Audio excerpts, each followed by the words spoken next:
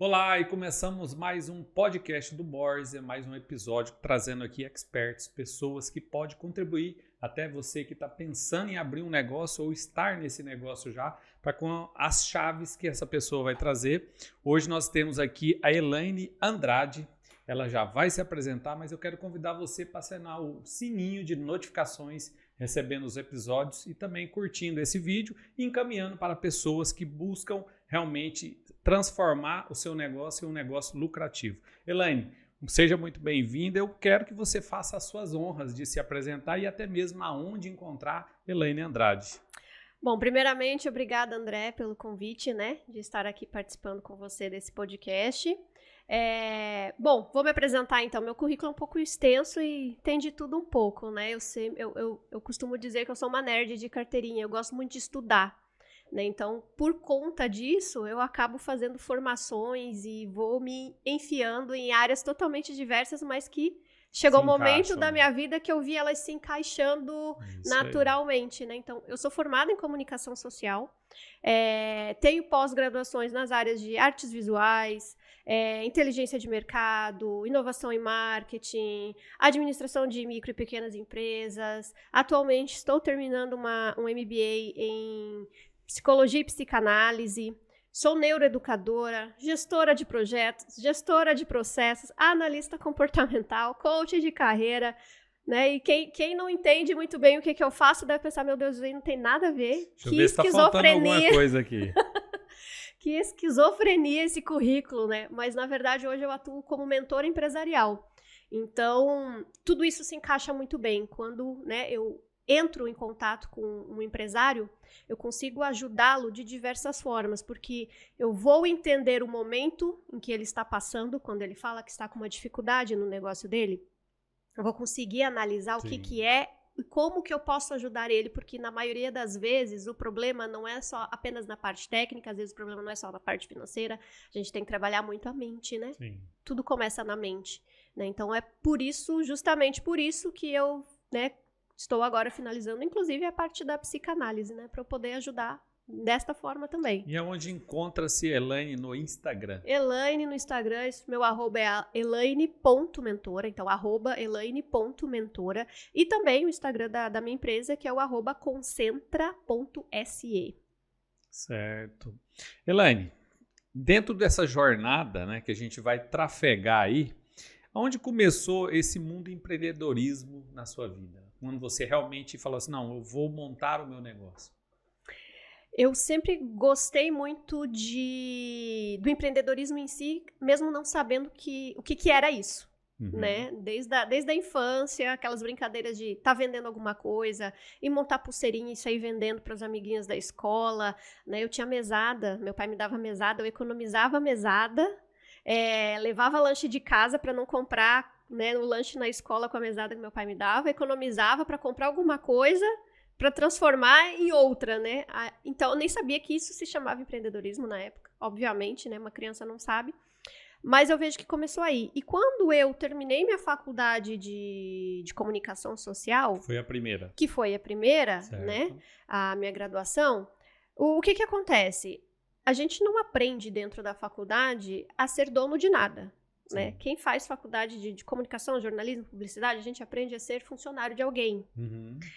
Só que eu não queria isso pra mim. Na época eu era professora de inglês também, E eu queria trabalhar como freelancer, eu queria ter o meu próprio negócio, escolher meus clientes. Você era professora antes da faculdade? Eu já era professora antes da faculdade, eu fui professora por 10 anos de inglês e foi meu primeiro emprego. Então, quando eu tinha ali de 17 para 18 anos, meu professor na escola que eu estudava me chamou para dar aula também. Então, foi meu primeiro emprego aí, E aquela coisa, eu sempre quis minha independência financeira. Então, para mim, foi maravilhoso, Super jovem e já tinha ali meu próprio dinheiro, E quando eu saí da faculdade, eu senti falta de ter essa postura de vendas, de comercial, mas eu não sabia como fazer. Então, assim, os clientes que chegavam até mim, as pessoas que... Eu sempre trabalhei muito com indicação, então sempre quem chegava até mim por indicação, eu ia atendendo. Mas a parte comercial me faltava. né? E esse tino de entender como estruturar uma empresa, o que eu podia fazer enquanto profissional para ajudar os outros, foi algo que demorou muito para me despertar. Até porque eu não venho de uma família de empreendedores. Todo mundo na minha família segue a cartilinha ali do CLT, né? E quem tentou foi a tentativa frustrada. Então, assim, é o salário que salva. E eu cresci escutando isso, é o salário que salva.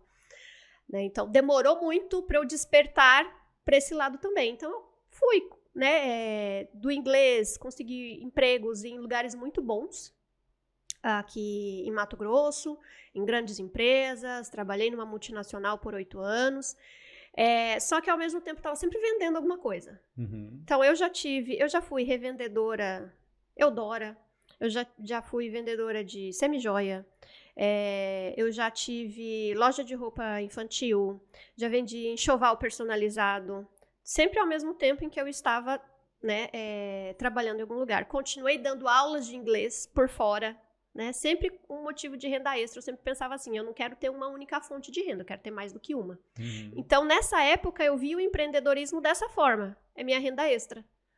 Né? Então, por muitos anos foi dessa forma. Mas essa bagagem dentro do CLT foi onde eu despertei para outras áreas, como a gestão de projetos, a gestão de processos. Eu trabalhava dentro das empresas, mas eu não era assessora de empresa, que é o fluxo comum de quem sai de uma faculdade de comunicação com habilitação em jornalismo, ir para assessoria de imprensa, né? E eu não fazia. A assessoria de imprensa era algo que eu não fazia. Eu fui para a comunicação institucional, que é você trabalhar o posicionamento da empresa, né? O posicionamento da marca perante o público interno e externo. E então eu era responsável por equipes. Isso CLT? Sempre CLT. Nessa época, sempre CLT. Então, eu era responsável por equipes de fotografia, equipes de projeto de produção de textos, de relatórios, enfim. E aí eu comecei as minhas formações de gestão de projetos, para eu conseguir gerenciar melhor essas equipes, né? Eu trabalhava numa multinacional, eu precisava dessa bagagem toda. Aí, a pessoa que começou a trabalhar lá com seus 17, 18 anos era workaholic, que com 20 anos teve sua primeira crise de gastrite porque esquecia de comer e só tomava café. Olha que legal. 20 anos, primeira crise de gastrite. Em 2016, eu fui diagnosticada com burnout. Então, eu tava ali com 30 anos. Isso ainda CLT? Ainda CLT, mas já sempre vendendo alguma coisa, mas ainda no CLT. Com 30 anos, fui diagnosticada com burnout. E aí eu conversava muito com a minha terapeuta. Eu falava muito para ela assim, olha, eu não quero gerenciar a crise, né? Porque quando você chega na crise, as terapias todas, elas te ensinam a gerenciar a crise. Eu falava, eu não quero gerenciar. Eu quero não ter essa crise. O que eu preciso para eu não ter essa crise? E aí eu fiz um mergulho de autoconhecimento por conta própria. Né? Ia mudando de uma terapeuta para outra e tal, e eu sentia que... O que você teve na parte de saúde foi só a gastrite? Não, foram muitas coisas. Muito de cunho emocional por conta do burnout, né? O burnout é a síndrome do esgotamento profissional. Eu costumo dizer que é uma síndrome que só dá em quem gosta de trabalhar. Quem não gosta de trabalhar não vai ter burnout. Isso é algo raro agora, né? Mas tudo bem. O gostar de trabalhar é raro. De trabalhar, Por quê? Porque você mergulha tanto no seu mundo profissional. O hiper, mega foco, né? Exatamente. Só que é uma fuga. Também. É uma fuga, porque assim, tem alguma coisa acontecendo em outros âmbitos da sua vida que você não quer olhar, você não quer enxergar. E tinham coisas na minha vida pessoal que eu tava. No primeiro momento é uma fuga positiva, mas o excesso, né? O excesso, não. A diferença do remédio e da droga é a quantidade. A quantidade, entendeu? É a dose que você toma, exatamente. Então, assim, eu já estava numa fuga, tinha problemas pessoais que eu não queria olhar porque eu não sabia resolver. Sim. Então, o que eu fazia? Trabalhava. Trabalhava. Mergulhava onde eu dava conta, onde eu gostava, onde eu via resultado, onde eu sabia resolver, mergulhava ali até eu ter as crises que eu tinha eram crises de pânico, de não conseguir respirar, né? Não conseguia respirar, ia pro hospital com falta de ar, fazia um monte de exames e ressonância e tomografia e tal. Não, você não tem nada, você tá bem. Naquele momento, né, que você tá ali. Né? Enxaquecas, enfim, a gastrite que sempre ia e voltava. Mas dentro desse processo, você chegou a se bloquear em alguma atividade? Não, lá era normal. Porque eu acompanhei muitas pessoas com essa síndrome, que é o seguinte, eu mesmo teve um momento que eu vivi, não foi bem uma síndrome, mas por alguns motivos, o telefone tocava. Eu tinha uma certa emoção ali, que não era boa, só que por alguns decorrentes da empresa, né? Porque eu precisaria resolver alguma coisa que o pessoal não deixava resolver e não resolvia. E você enganar um cliente, eu não dou conta. Então, mas assim, dentro do processo, dentro do trabalho, você teve algumas, tipo assim, conseguiu rastrear alguns pontos que, não, se eu fizesse isso acontecia ou não teve Os isso? gatilhos, né? É. Conseguia identificar. E um deles era justamente isso. Bom, dentro de toda empresa tem, né, a hierarquia toda, Sim. todo organograma, e eu estava ali no momento em que eu era analista. Então tinha muita gente acima de mim. Sim. E o que eu sofri era justamente o fato de eu ver a coisa acontecendo de forma errada, como eu era responsável pela imagem de uma multinacional. E aquela coisa assim, é só analista, então se acontecesse alguma coisa a nível mundial, não vai respingar na analista, vai respingar nos diretores e tudo mais. Só que internamente eu sabia que quem tinha produzido aquele conteúdo tinha sido eu. A responsabilidade. Então, era uma coisa minha mesmo, né? Por mais que, se foi publicado, passou por 10 pessoas, não vai respingar em você, eu sei que não é bem assim. Não. Né? Quando a gente tem responsabilidade, a gente realmente vive ela, né? Então, assim, isso de ver a coisa acontecendo errado, ou às vezes você cria um documento e é tão mexido, e tanta gente mexe naquele documento que no final ele não é mais seu, mas tá lá o seu nome, aquilo me causava angústias terríveis. Aí eu falo, gente, não tá aqui meu nome, né? Meu registro aqui, né? Tinha as revistas que saíam com registro, meu nome e tudo mais. Se for processar alguém, vai me processar, né? Sim. Processa a empresa, mas processa a jornalista responsável junto. Isso me deixava muito angustiada. Me deixava angustiada também o fato de, internamente, eu saber que as coisas não eram bem assim, né? Tem os valores da empresa, a cultura organizacional e o clima, e você saber que a pesquisa para chegar naquele número tinha sido totalmente distorcida, mas você ter que criar um vídeo institucional maravilhoso e dizer, olha que empresa bacana. E eu olhava para aquilo e falava, não é bem assim. Isso ia causando muita angústia interna, né? E aí eu tive uma terapeuta que ela falou assim para mim, Elaine, o negócio é o seguinte, o seu problema não é só a empresa. Você pode sair dessa e ir para outra e vai continuar. E ela falava assim para mim, o problema não é nenhum problema. É uma característica. Você é passarinho solto. Ela falava para mim, você não é passarinho de gaiola. Aí eu falava assim, como assim? Explica, né? Ela falava assim, o problema é que você gosta de autonomia, da mesma forma que você puxa a responsabilidade para você quer ter autonomia para resolver. Sim. E numa empresa você não vai ter, a não ser que você seja dona. Né? E aí ela foi implantando essa questão de você já faz tantas coisas como renda extra por fora do seu jeito, por que você não profissionaliza isso? Então você identificou que o burnout veio não pelo excesso de trabalho, mas a responsabilidade que te levou a isso. Exatamente. Eu, de certa forma, tinha um excesso de carga horária, tinha também, eu viajava muito, às vezes ficava quase um mês fora de casa, mas não era só isso. Entendi. A carga emocional que tinha ali, o ambiente, né, a pressão que existia em busca de uma perfeição que não existe, né, acabava sendo pior, sabe? Em certos momentos, e eu sempre falo, né, o gestor ou a gestora de uma equipe, ele consegue erguer ou derrubar uma equipe, né? Então, quando você vê que o seu gestor está inseguro, a equipe inteira fica insegura junto. É de cima para baixo que vem, né? Exatamente. Né? Então, assim, foi tudo uma série de coisas que culminou nisso. Ninguém mais identificou? Só você que identificou esse movimento, assim? Não, eu e uma outra pessoa da equipe também. Mas a liderança não identificou? Não, a liderança não identificou. Em 2016, quando eu tive o diagnóstico, eu levei para o médico da empresa e o médico da empresa falou, não é. Foi negado o diagnóstico, inclusive. Tenso, né? E imagina, em 2016, se hoje o tema ainda é tratado assim com certo milindre, não é tão natural para muitas pessoas ainda falar, né? E falar, gente, eu tenho burnout, gente, eu tenho ansiedade, gente, eu tenho depressão. A maioria das pessoas ainda tenta esconder, né? A gente tá falando aí de 2016, parece que não é tão distante, mas é. Porque naquela época se falava pouco ainda de burnout. Eu acompanho aquela apresentadora, né, que teve burnout.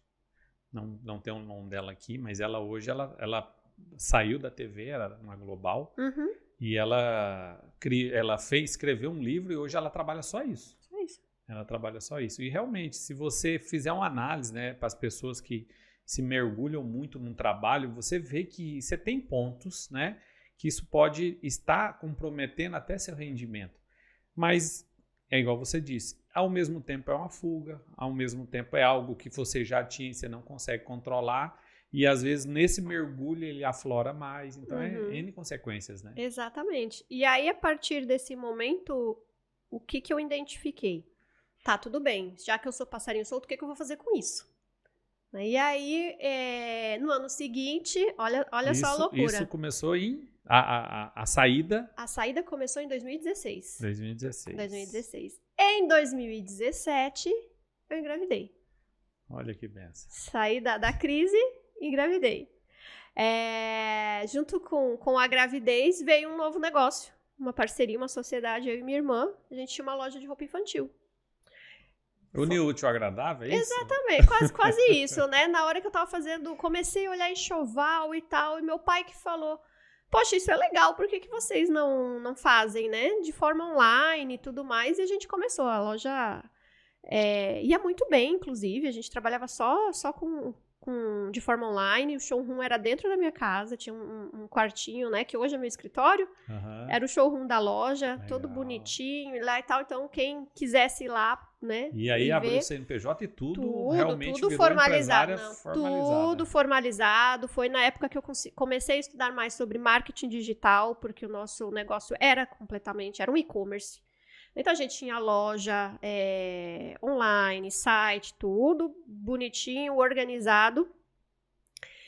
E aí, quando foi 2018, minha irmã é nutricionista. Eu amei a experiência, ela odiou. Né? A experiência de ser empresária, ela odiou. Ela falou, não é pra mim isso aqui, não quero, não gosto. Ela não gostava de vender, não gostava de atender, porque o público materno já é um público... Eu sou mãe e eu tento não ser a mãe chata, né? Mas vender para mães é complicado, porque a mãe geralmente é um público mais crítico. Ela também já era mãe? Ela não era. Ela era nutricionista infantil. Olha, e engraçado, né? Nutricionista infantil e se dava super bem como nutricionista infantil. A hora que ela começou a vender roupas para as crianças e atender as mães, ela só falava assim, eu não sei explicar, só sei que é diferente. Ela dizia assim, eu não sei explicar, eu só sei que é diferente, ela não gostou. E ela passou num concurso lá no Sul e foi embora. Certo. E nessa época eu falei, tá, agora eu tenho que decidir. Continuo sozinha ou não. E aí, na época... Mas estava tendo resultado já a empresa? Tinha resultado. Tinha resultado, não era o mesmo resultado compatível ao salário que eu ganhava muito bem na empresa. Multinacional, imagina. Né? Então, eu ganhava bem, um monte de benefícios e, né, aquela coisa toda. A loja dava um lucro, mas não era nem perto do que eu ganhava de salário. E como na época eu precisava, né, prover a casa, eu falei, gente, não vou conseguir ficar só com a loja. Fiquei com medo, vendemos todo o estoque, vendemos tudo e eu acabei fechando a loja. E fiquei com um emprego, né? Continuei na CLT, mas a sementinha já tinha brotado. Aí você foi para outra empresa? A mesma empresa. Fiquei na mesma. Você voltou pra empresa? Eu fiquei mesma empresa. Você ficou fora quanto tempo? Eu não fiquei, só licença maternidade. Eu conciliava as coisas. Foi uma experiência rápida, né? Foram 2 anos de loja. Você ficou 2 anos de licença? Não, eu fiquei 7 meses de licença. E depois eu fiquei você conciliando. Ficou com os 2. Fiquei com os 2, né? Que era online, né? Era online, então, assim, era muito tranquilo. A gente conseguia se organizar muito bem nos horários, né? E aí, voltando, quando encerrou, né, a loja, eu voltei a ficar full time, né? Só no emprego e tudo mais.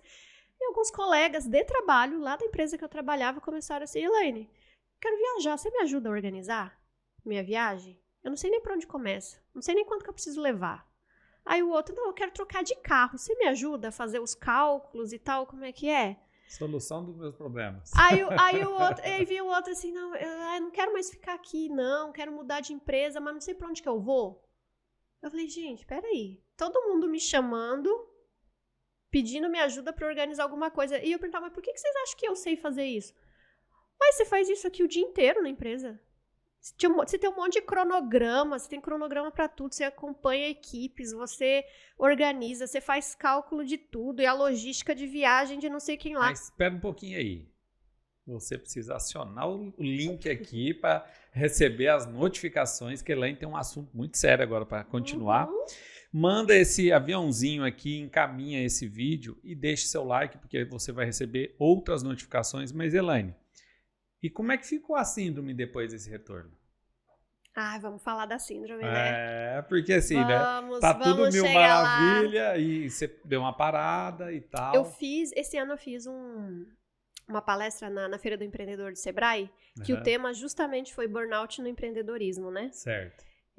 Inclusive foi muito legal o retorno que eu tive e tudo mais, né? Das pessoas que estavam lá assistindo. Mas nessa palestra eu apresentei os 12 ciclos do burnout.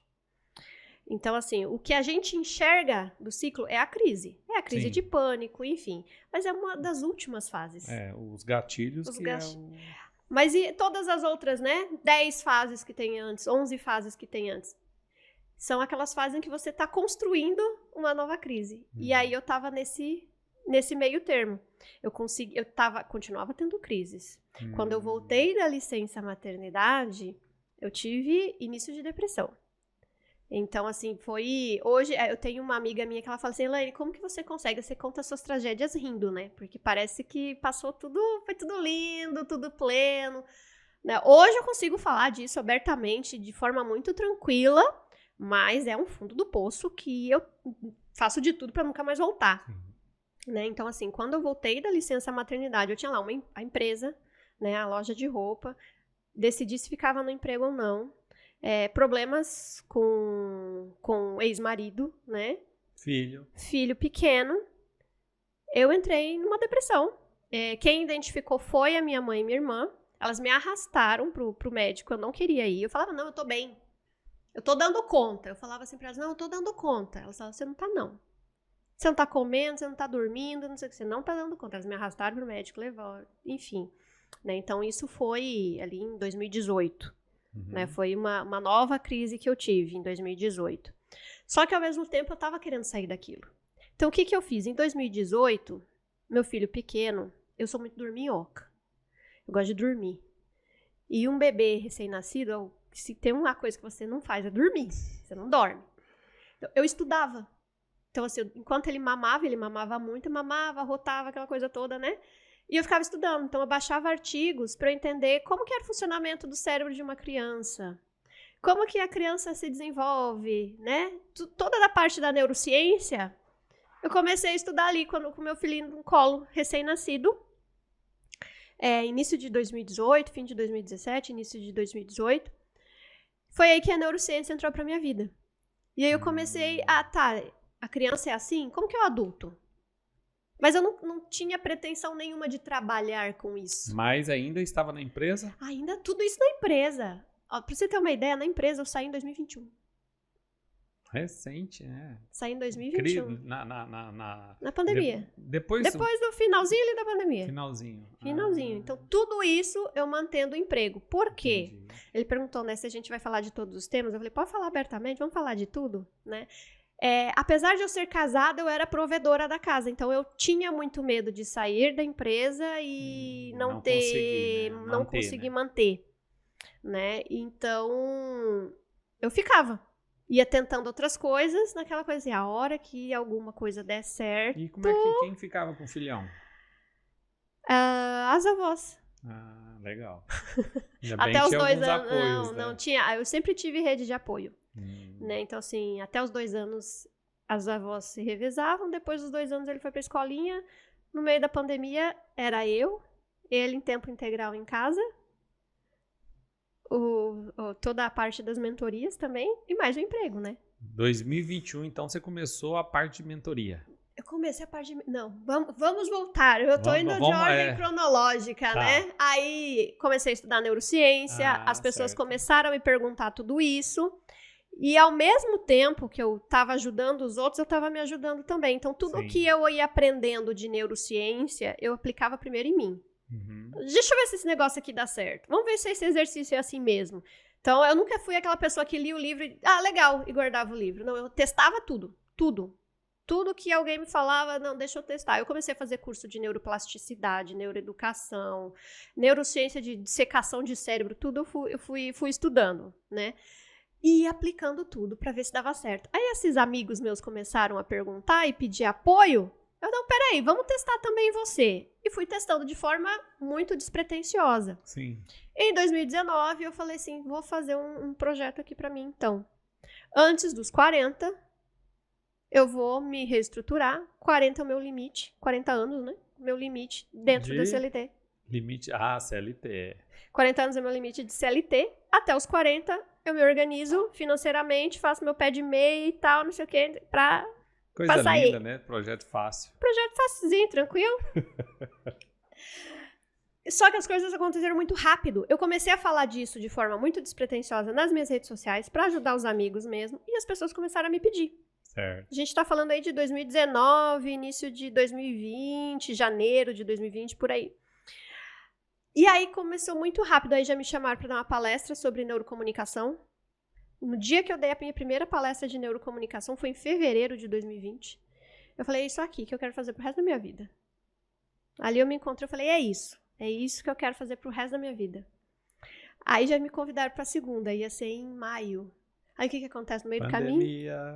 Tem. É igual você, que ainda não clicou no sininho aqui. Se você não clicar no sininho, isso acontece com você também. Os projetos porque você para de prosperar na vida de uma pessoa que está vivendo aqui uma experiência com a Elaine, mentora, e tem uma experiência de vida muito interessante, porque é os desafios do empresário.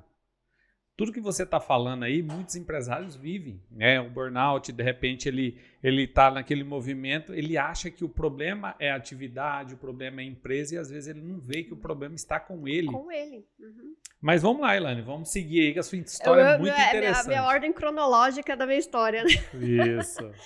Começou a pandemia, aí eu falei assim, e agora?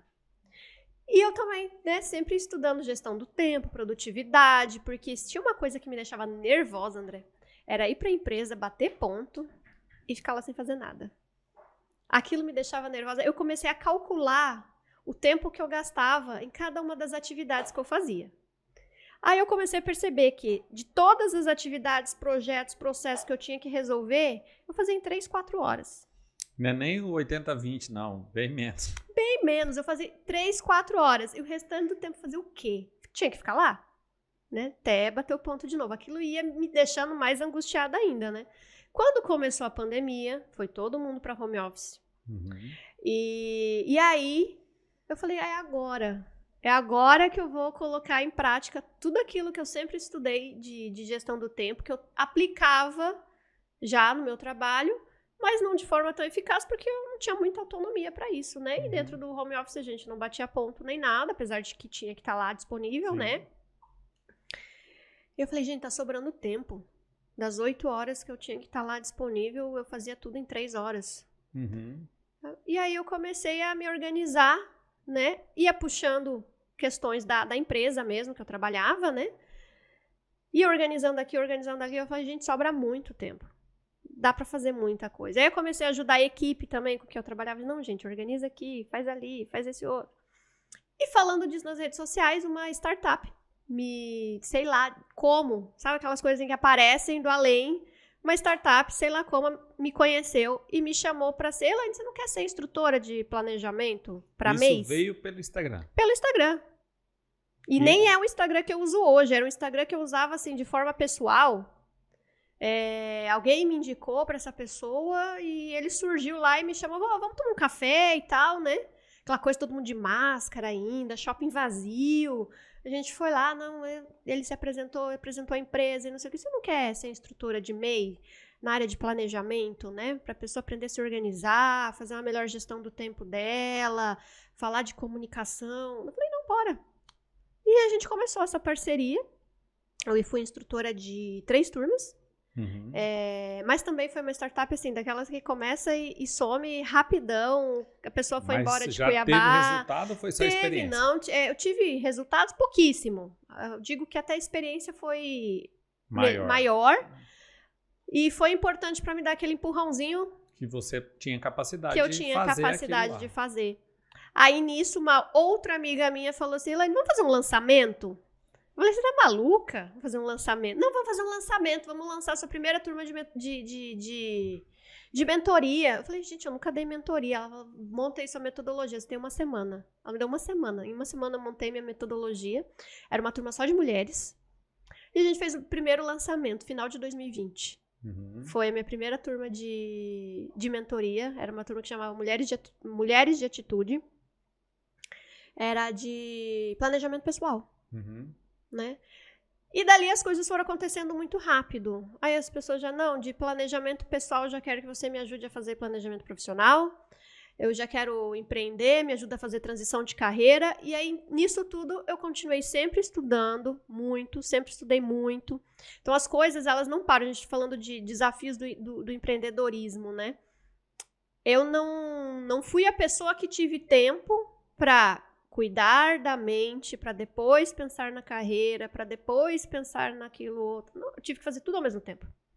Então, eu precisava entender como que a minha mente funcionava, eu precisava entender os horários do dia, que eu estava mais ligada, mais acordada, para conseguir conectar, para eu saber, não, agora é a hora que eu estou mais acordada, então agora eu vou deixar as coisas que eu preciso pensar estrategicamente. Que eu preciso pensar estrategicamente, vou fazer agora. Agora eu tô meio sonolenta, meio dormindo, não, então agora eu vou deixar para fazer umas coisas mais... Arrumar gaveta, que nem eu chamo, né? Que você não precisa ocupar muito a sua mente. Eu preciso descansar também. Mas os 2 anos que eu fiquei em home office da empresa, meu filho estava em casa comigo. Então eu também precisava ser mãe.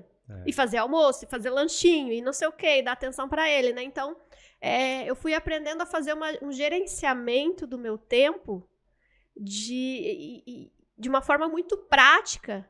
E aí eu fui juntando, essa metodologia funciona aqui, mas não funciona lá. Então deixa eu ver essa outra metodologia aqui. Não, essa funciona dessa forma, mas não funciona dessa outra.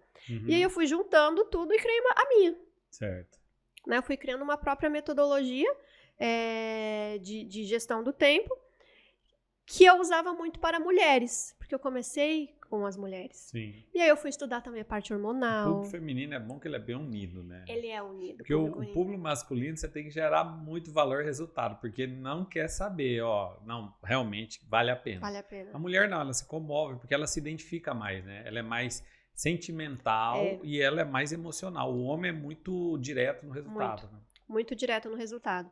E aí, com a mulher ainda tem toda a parte hormonal, né? Que a produtividade, ela é cíclica, não é toda semana igual, depende de que fase você tá no seu ciclo menstrual. Então, tudo isso eu trabalhava com as mulheres, explicava, você não vai ser toda semana igual, não se compare com o homem. Né? É por isso que quando o guru, né, eu brinco com os gurus motivacionais, é por isso que quando o guru motivacional fala é só fazer, você não vai conseguir só fazer se você estiver na sua TPM. Sim. Não é assim que funciona. Não funciona assim nem para os outros homens. Sim. Né? Imagina que quando você está nessa turbulência toda ali. E aí foi, em 2021 eu saí. Então a casca foi quebrada em 2021.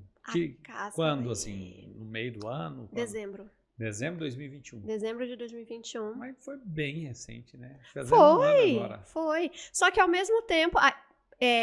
mesmo eu estando na empresa ainda, eu já tinha regularizado, já tinha aberto o CNPJ, já tinha site, já fazia gestão de tráfego, já movimentava, já tinha curso gravado. Então, assim, em 2021, eu fiz, assim, um turbilhão de coisas. Muita coisa. Eu me preparei para sair. Deixa eu te perguntar, né? Você que fez Enneagrama, realmente você se considera um Enneatipo número 1 mesmo? Sabe que eu tenho dúvida, às vezes? Por que você tem dúvida? Vamos trazer um tema aqui que é bem interessante. Às vezes eu me considero executora demais pro 1. Mas uma é executora. E às vezes eu me considero, por conta de todo o processo que eu tive de não olhar para os meus próprios problemas para ficar ajudando os outros. Então, mas você pode observar, vou trazer um assunto para vocês aqui do Enneagrama. O número 1, ele é uma pessoa considerada bem certinha, né? Então, ele tem todo esse processo que é o que você traz, só que você pode ter asa 2, de ajudar o próximo. E você pode ter asa 1 de ser o mediador. Eu considero você, pelo que você está me trazendo, de um exemplo, você buscar soluções, né? Trazendo todo o método, tudo certinho. Eu queria ter mais etapas, mas só de você falar, realmente você traz toda a excelência, só que ao mesmo tempo, tem 3 eneatipos que ele não se olha, né, muito. O 8, o 1 e o 3. Porque eles são realmente em cima do resultado, eles buscam resultado, excelência, e eles, assim, não admitem fraqueza. São 3 pessoas, 3 eneatipos que não admitem fraqueza. Por quê? Porque ele quer resultado e ele quer fazer, né? Por mais que você fale, um é executor mais do que o outro, na verdade, eles, se precisar de executar, eles executam. Só que ele não admite fraqueza, ele não se encontra com ele mesmo. Muito difícil pedir ajuda. Sim, vai até, o sangue tá batendo no coração, tá pulsando, então vamos embora. Então eu falo para você que, trazendo aqui um outro tema, né, que é o Enneagrama, te classificando dentro do que você está me falando, mas o Enneagrama ele precisa realmente ter uma aceitação pessoal. Eu te considero um 1 com a asa mais forte 2, porque é o de ajudar, né? Você traz a sua experiência, toda a sua, digamos assim, teoria para a prática ajudar. Foi o resultado que a gente encontrou, né? Quando a gente fez o curso lá. Foi realmente asa 2. A perfeitinha, né? A busca pela perfeição, perfeccionismo extremo. De trazer realmente todos os processos, igual você está falando, olha, eu entendi cada etapa da minha vida, isso é a perfeição, né? E o símbolo que a gente traz do inseto, que é a formiga, ela não para. Eu imagino você, só que ao mesmo tempo, uma hora a bateria descarrega, né? Aí você fala, eu preciso dormir, porque realmente vocês não param. A cabeça, eu imagino a cabeça do porque ele quer resolver o conflito do mundo inteiro, só que ele fica na mente. Como ele não consegue fazer, ele, né, se morde sozinho ali. E a dificuldade, uma coisa que você falou que é muito interessante, né? A dificuldade de admitir fraqueza. Porque como a gente busca a perfeição e eu quero resolver o meu problema e o dos outros também, como que eu vou dizer que você é fraca? Que eu sou fraca, que eu não tô conseguindo nem resolver o meu. O detalhe do tá? Uma bomba que ele às vezes não entende. Ele tem um efeito alçapão. Uma hora o negócio estoura. Que veio o burnout. E também, às vezes, nem tudo, não existe perfeição 100%, né? Só Deus é perfeito. Porém, o que acontece? Às vezes, tem algumas coisas que você não admite que as pessoas saibam porque você acha que é um julgamento. E aí você se esconde algumas coisas porque você quer ser tão perfeito e você tem isso como máscara da perfeição externa. E sempre a gente tem algumas válvulas, né? Um exemplo, tem pessoas que, eu vou dar exemplo, tá? Não é seu caso. Tem pessoas que não bebem para outras pessoas verem, mas ela bebe escondida. Porque na mente dela as pessoas vão julgar. Isso é um exemplo de outras coisas também. Então, assim, ele vê o julgamento. Hã? Eu sou essa. Mas é muito interessante, porque eu vejo, a minha filha é assim, né? Só que assim, ao mesmo tempo, ela é muito organizada em muitas coisas, mas tem um lugar que ela não é. Tem alguma coisa que a gente solta e... Mas tem que viver. E você sabe qual que é algo que te traz uma certa tranquilidade? É ir pro 7, que é viver, sorrir, relaxar, sabe assim... Deixa eu só ter experiência, né? Que é muito interessante. Mas eu quero trazer esse assunto para a gente mudar um pouquinho, depois você volta. O que você viu de maior desafio para um mundo empreendedor nessa experiência que você teve? Você teve uma pequena experiência ali em 2016, com a loja, o seu filho, e de repente você viu qual que é um desafio que você fala assim, o maior desafio que você pode encontrar, e depois eu quero que você traz uma ajuda para esse desafio. Tá, hoje, analisando, né, toda a minha trajetória, assim, né, o que eu enxergo como maior desafio desde que eu comecei? Primeiro, eu acho que, assim como a maioria dos empreendedores, começa meio de qualquer jeito, né? Sim. Então, assim, eu tinha noção, né, desde quando eu comecei a loja, depois quando eu comecei com as mentorias, eu preciso fazer um plano de negócios, fiz o meu, de uma forma muito simples, né, quando eu estava lá com a loja, porque depois que eu fui estudar mais sobre administração, e eu percebo hoje como mentora que a gente tem grandes empresas que não têm um planejamento, não tem um mínimo de planejamento, né? Então, e quando a gente fala que precisa planejar, o pessoal diz, mas eu cresci sem planejamento nenhum. Estou dando resultado, eu tenho resultado, e hoje é difícil, porque assim, o maior desafio do mentor, do consultor, né, dentro de uma empresa, é trazer a clareza que ele precisa ter do negócio e também quebrar a crença que ele é o superpoderoso ali, o Superman do negócio, porque assim, nem tudo que deu certo um tempo atrás vai dar certo daqui para frente. Então é um desafio. E um outro desafio que tanto eu encontrei, né, e a gente está falando aí do perfeccionismo e de admitir fraquezas, eu vejo hoje em muitos mentorados meus também, muitos clientes meus também. É de você começar um negócio, fazer, ver que está dando um resultado legal, você sabe que tem potencial para crescer mais, mas não sabe como, mas também não pede ajuda. E fica ali batendo cabeça e eu vou dar um jeito, aí fica sem dormir, aí às vezes se endivida, né? E desde o ano passado, desde o início de 2022, até 2021 eu atendi um público quase que exclusivamente feminino. Eu já tinha mentorado os homens que vinham por indicação, que me pediam, eu me identifico com o que você fala, eu quero que você seja minha mentora e tudo mais. Mas não era aberto. Em 2022 eu abri meu público para atender homens também. Esse ano, 2023, inclusive, alternou, né? Agora o meu público já é majoritariamente masculino. Fala a verdade. É verdade, isso. Fala a verdade. Quem é mais fiel como público? Masculino. Pega masculino. Essa. É mais fiel. Nosso público masculino, nós temos assim, eu falo que o público e a pessoa, né? O homem, ele identifica com o resultado, mas ele não fica com migalhas, né? Ele quer o processo final, que é o resultado. E eles se dedicam mais do que a mulher. Se dedica mais. E a hora que aperta, né, que eu falo, agora vamos praticar isso aqui, ele pratica. O público feminino tem uma tendência maior a fugir do problema. Você considera que a mulher ela é mais a média, né? A média, talvez você não esteja na média. Generalizando, né? Procrastinadora que o homem ou não? Eu acho que não. Eu acho que não é, a questão não é a procrastinação. Eu acho que a questão da mulher é a carga que a gente tem fora trabalho. Qual carga que é essa? Olha só, olha a mente, eu vou trabalhar esse negócio. Vamos trabalhar. Socialmente falando, culturalmente falando, a gente tem uma carga de que a família é responsabilidade da mulher, não de prover, mas do fazer dar certo. Sim. Então, às vezes, a mulher fica num casamento fracassado, e eu sou um dos casos, né? A gente fica num casamento fracassado porque eu preciso fazer dar certo, é a minha família, se eu me divorciar, o que vai acontecer, o que vão falar de mim? Se o meu filho tá indo mal na escola, é porque a mãe não tá prestando atenção. Por que a mãe não viu isso antes? Por que a mãe... porque foi uma crença, né, instalada desde os pais e ela vem... E aí o que acontece? Quando a mulher encontra um problema de cunho profissional, mas ela já tem um monte de problema de cunho pessoal, e ela tiver que escolher entre os dois, qual que eu vou resolver primeiro, ela vai no pessoal primeiro.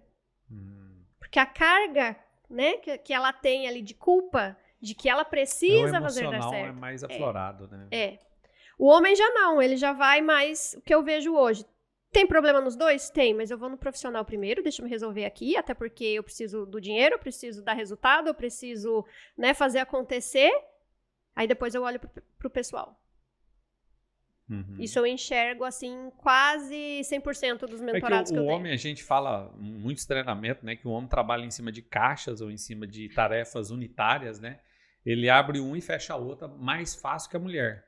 Porque a mulher, eu falo pelo relacionamento que eu tenho com a minha esposa, mas assim, do nada ela lembra dos negócios há 10 anos atrás, até hoje eu sou crucificado ou não. Aí de repente você não entende o que foi nada. Aí você vai ver, de repente descascou um fio lá e deu um curto. Então assim, é muito interessante, né? Mas realmente eu vejo um desafio. E eu quero te perguntar sobre outro desafio para a gente fechar esse tema aqui. Você vê alguma certa machismo em relação a você ser mulher, mentorar um homem? Tem alguma resistência com isso? Você vê alguma coisa diferente? Algum movimento assim ou não? Eu vejo um movimento, eu não sei identificar se é machismo ou se é etarismo.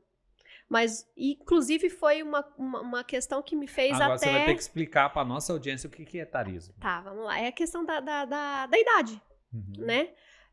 Eu tenho 37 anos, trabalho aí com mentorias há 4 anos, mas eu não consigo acessar um público mais velho, por exemplo. Apesar de que eu sei que eu posso ajudar, inclusive fazer um planejamento de aposentadoria, né? Para se organizar para tudo isso. Então, mas isso foi uma coisa que eu vi, ok, é um problema, então deixa esse público para lá, para quem quiser, e eu consegui acessar um público que é um público mais jovem.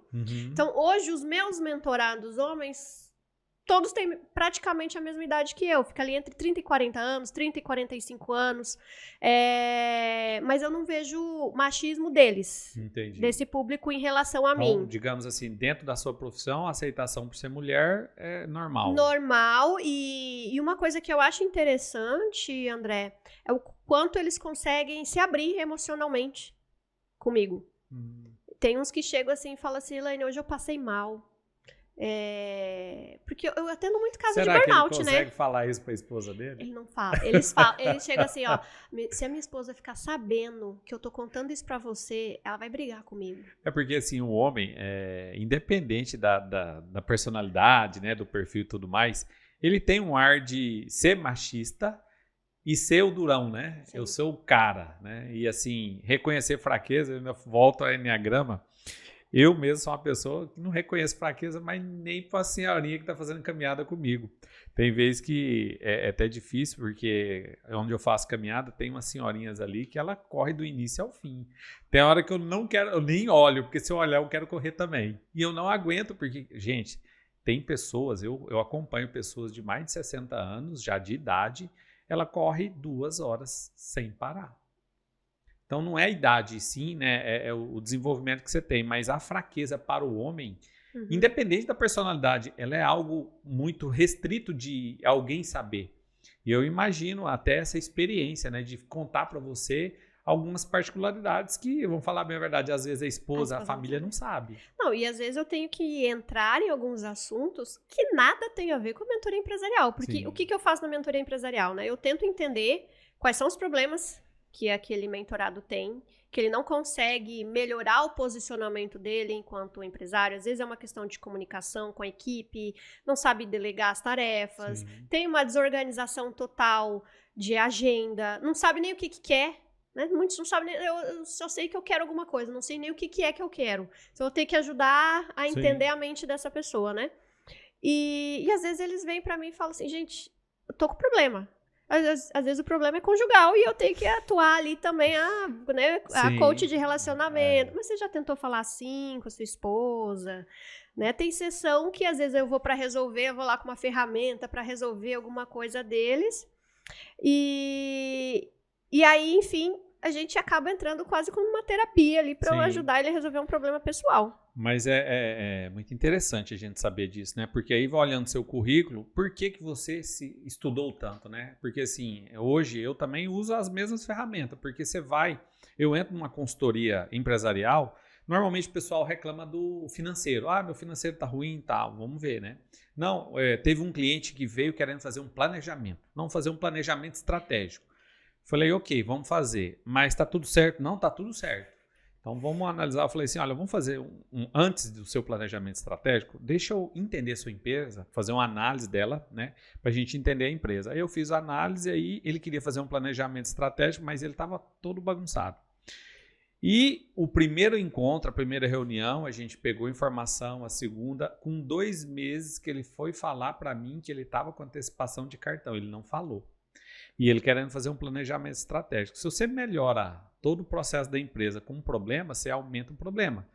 E eu falo para você essa disponibilidade, né, de mostrar segurança para a pessoa se abrir, às vezes não acontece nas primeiras reuniões, ou os encontros, ou sessões, né? Não. E é algo que você tem que ter ferramenta para tirar isso, né? Mas vamos lá, dentro do que você falou, um desafio, ter planejamento para você que quer abrir um emprego, um negócio, sair da CLT. Qual que é a segunda ferramenta que você traz aí para vencer esse desafio? Ter planejamento.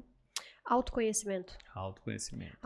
Na verdade, todos os processos que eu trabalho, independente do tamanho da empresa, eu sempre começo pelo pilar do autoconhecimento. A pessoa tem que saber quem ela é, o que ela pensa, quais são os problemas dela, de onde vem toda essa carga, que às vezes ela, né, eu tenho uma mentorada atualmente que ela tem problemas gigantescos de comunicação dentro da empresa que ela trabalha. Sim. Mas, na verdade, o problema tá lá atrás. Sim. É interno, é questão de família, vem de infância. Mas ela nunca tinha prestado atenção nisso. Ela achava que o problema dela eram com os colegas de trabalho. Né? Então, assim, você precisa ter muito autoconhecimento. Sim. E esse autoconhecimento não é aquela questão de qual é o meu propósito na vida. Não é só isso. Não. Mas é entender como sua mente funciona, os horários como que você tá age, mais acordado. Né? Por que você pensa da forma que você pensa? Por que você toma decisão da forma que você toma? Né? Então, entender tudo isso. Eu vejo algo que a maioria dos empresários, né, que criam um negócio sem muita estratégia, eles adquirem uma mentalidade e um processo de centralização. Sim. A maioria dos empresários hoje, ele centraliza tudo e ele quer que a empresa cresça, mas ele acha que se ele delegar algumas funções, a empresa dele não vai crescer ou ele vai ser roubado. Ele tem realmente uma crença. E como a gente quebra essa crença, Elaine? Dá uma dica aí, como ajudar você que é centralizador a quebrar uma crença de centralizador. Essa é uma crença coletiva, né? Sim. É daquelas, quando a gente vê os memes na internet das crenças do empreendedor, né? O empreendedor nunca vai ficar rico. E uma delas é que você não pode confiar, o olho do dono que engorda o gado, se eu não estiver lá, ninguém faz nada. Então, é uma crença que é, de certa forma, coletiva. Mas a pessoa que ela é muito centralizadora, ela tem um problema de confiar. Sim. Em algum momento, alguém quebrou a confiança dela. E agora ela acha que ela não pode confiar em mais ninguém. Né? Então, dentro de um processo de mentoria, eu preciso identificar o que foi que aconteceu com essa pessoa, qual que é o histórico dela, mas ela vai de pouquinho soltando. Sim. Ela não vai soltar tudo de uma vez. Ela começa, esse processo aqui eu consigo soltar agora, esse aqui eu vou conseguir soltar no que vem. Né? Esse aqui lá por março. Começar, né? E começar e fazer treinamentos com as equipes. Isso é muito importante. Porque tem gente que solta e agora, a partir de hoje você vai fazer isso aqui. E o funcionário fica, o que é isso? Na verdade, é o famoso delarga, né? Não é delega, é delarga. Larga lá e o funcionário tem que entender, não faz uma integração, não faz um processo. Mas você que é empresário, você que é empreendedor, que quer melhorar seus resultados, a Elaine deixou vários exemplos aqui, mas 2 bem específicos: planejamento e autoconhecimento. Então, se você busca um planejamento, por mais que a sua empresa está em andamento, mas ainda é possível fazer um planejamento. Nós estamos fechando, se você está acompanhando esse vídeo, nesses próximos dias aqui, nós estamos fechando o ano de 2023 e o planejamento para 2024 é algo essencial para o crescimento do seu negócio ou até mesmo abrir um negócio. Mas o autoconhecimento também tem que andar lado a lado. Por quê? As suas emoções, ela pode trazer cliente, mas ela pode expulsar colaboradores e até mesmo cliente, porque nós somos contratados ou comprados pelo conhecimento que nós temos, mas nós somos demitidos e excluídos pelas nossas emoções. Elaine, eu quero que você deixe as considerações finais. A gente poderia ficar aqui, acho que 3 dias, mas temos muito compromisso ainda. Eu quero agradecer sua presença, você vai falar um pouquinho. E você que gostou desse vídeo, Elaine Mentora, ela está no elaine.mentora, que é o Instagram pessoal, e o @concentra.c, onde você vai entender também de alguns processos. Ela tem vários cursos também, tem produto digital, você acompanha lá. Não esqueça de acionar o sininho aqui para receber novas notificações. Nosso intuito com o podcast do Borges é trazer empresários e empreendedores para ajudar você e melhorar seus resultados com um case de sucesso. A Elaine é uma pessoa que trouxe isso e trouxe um assunto muito importante, que é um assunto que poucos conhecem, que é o burnout, onde você se mergulha num trabalho, numa fuga, mas acaba tendo vários problemas, e um deles é que o mergulho que você teve era a solução e ele acaba sendo um problema.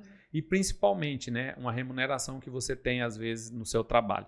Quero que você deixe as suas considerações, agradeço a sua presença e já fica o convite para novos podcasts, que a gente tem muito assunto para falar, mas muito obrigado, gratidão, e deixa aí mais uma vez o contato para a audiência para a gente. Obrigada, André. Quero agradecer novamente aqui o convite e deixar um recado final, né, que pode ser comum estar todo mundo perto de você muito cansado, muito sobrecarregado, com crises de ansiedade, muita gente com depressão, né? A gente fala aí que é o mal do século.